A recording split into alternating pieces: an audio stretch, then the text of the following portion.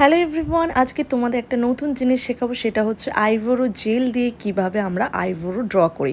আমরা অনেক রকমই আইব্রো করি, যেটা হচ্ছে পেন্সিল দিয়ে করি, কেউ পাউডার দিয়ে করে, কেউ জেল দিয়ে করে। আজকে সেটাকে শেখাবো সেটা হচ্ছে জেল দিয়ে কিভাবে আইব্রোটাকে আমরা ড্র করি।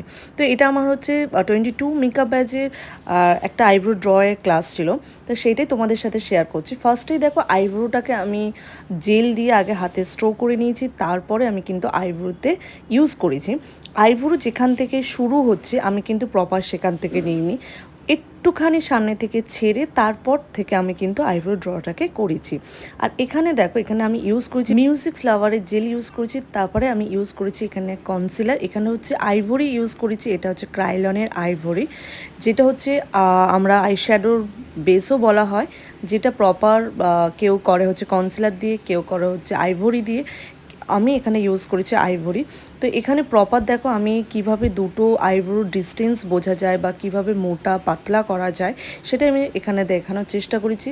আমি জাস্ট একটা আইব্রো করে দেখিয়েছি যে স্টুডেন্টরা যাতে বুঝতে পারে ভালোভাবে প্রপার।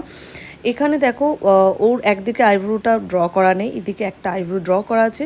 তো আমি দেখো এখানটায় আইভরি দিয়ে ভালো করে ফ্ল্যাট ব্রাশ দিয়ে ভালো করে কাটিং করে নিয়েছি। এইটাই হচ্ছে আমাদের মেইন পার্ট, আইভরি দিয়ে বা কনসিলার দিয়ে হচ্ছে আমাদের ভালো করে কাটিং করে নিতে হবে। যে যত সুন্দরভাবে কাটিং করবে তার আইব্রোটা কিন্তু ততটা সুন্দর হবে।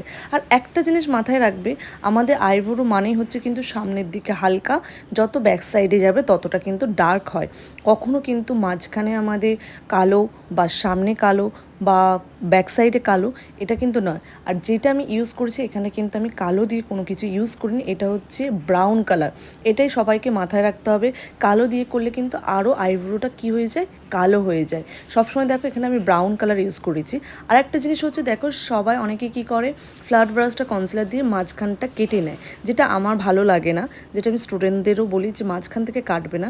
যদি বাই চান্স কেটে ফেলো বা যদি বাই চান্স মুছে যায়, তখন আমরা কি করি, সেম আইব্রো ব্রাশটাকে নিয়ে হচ্ছে হালকা করে সামনের দিকটা কম করে নিয়ে সেম কনসিলার ব্রাশ নিয়ে হালকা করে সামনের দিকে কনসিল করে নিয়ে সেম দেখো আগের পর্যায়ের মতন চলে এসেছে, যেটা হচ্ছে সামনে হালকা, মাঝখানে ডার্ক আর লাস্টে ডার্ক।